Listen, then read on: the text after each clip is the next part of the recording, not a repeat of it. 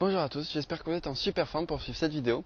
Alors aujourd'hui, comme promis, on va s'intéresser aux écoquartiers car il y en a de plus en plus qui se développent de nos jours. Avant de commencer, je voudrais vous rappeler de vous abonner et de partager la chaîne autour de vous de manière à ce qu'on puisse générer les premiers fonds pour faire les premières donations. En attendant, je vous souhaite une bonne vidéo. Donc, avant de voir comment fonctionnent les écoquartiers, ce qu'on retrouve aujourd'hui, on va remonter à l'origine des écoquartiers. En faisant des recherches, on trouve que l'écoquartier des temps anciens est pas si vieux que ça en fait.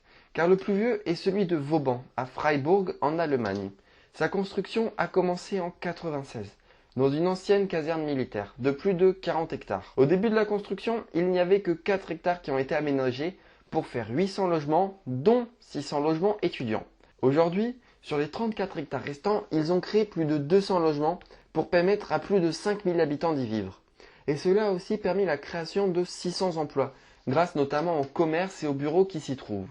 Mais aussi, il lie les citoyens, car avant la construction des immeubles, les futurs résidents se réunissaient pour définir l'organisation de leur futur lieu de vie, ce qui permet des économies et de créer une bonne relation dans le voisinage.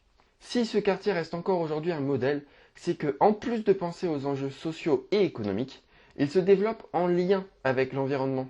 Dans ce quartier, des maisons à énergie positive ont été créées, c'est-à-dire que grâce à l'énergie solaire et une très forte isolation, ils arrivent à produire plus d'énergie qu'ils ne consomment.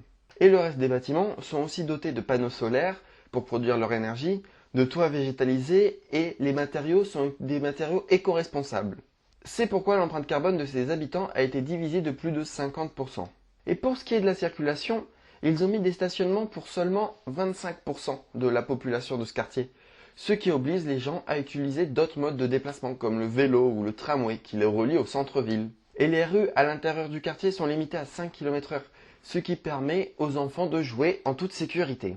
En France, avec un certain retard, nous avons commencé à créer le premier écoquartier en 2004 et il a fini sa construction en 2009. Il s'agit du quartier de Bonne à Grenoble. Il y a 40% de logements sociaux sur les 850 logements proposés. On peut aussi trouver une école, une crèche, un cinéma et même un centre commercial.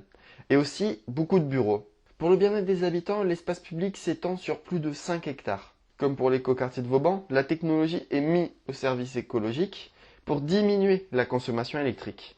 C'est pour ça que les nouveaux bâtiments sont certifiés HQE, ce qui signifie que leur transfert thermique est fortement diminué avec des isolations très performantes et du double vitrage, ce qui fait des économies de chauffage. 45% de l'eau chaude est produite par des panneaux solaires thermiques, car pour l'électricité et 50% du chauffage, ils utilisent la cogénération.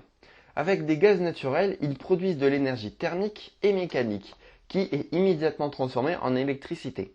Il n'y a pas que la consommation d'électricité qui diminue, car il y a aussi celle de l'eau. Le terrain de 8,5 hectares sert comme un réservoir d'eau géant, car l'eau de pluie y est récupérée partout, pour le nettoyage de la voie publique, l'arrosage ou encore les toilettes.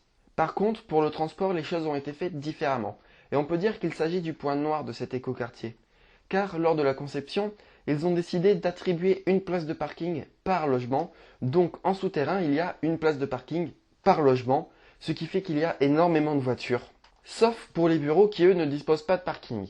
La vitesse est limitée à 30 km/h dans la ville, et bien que les transports comme le vélo ou la marche soient grandement favorisés, avec les grands espaces piétons, il y a encore énormément de voitures. Et ce qui est encore plus problématique, c'est que cet écoquartier se trouve en plein centre-ville, alors que celui de Vauban, lui, est en périphérie de la ville. Ils ont déjà fait un grand effort comparé à certaines villes.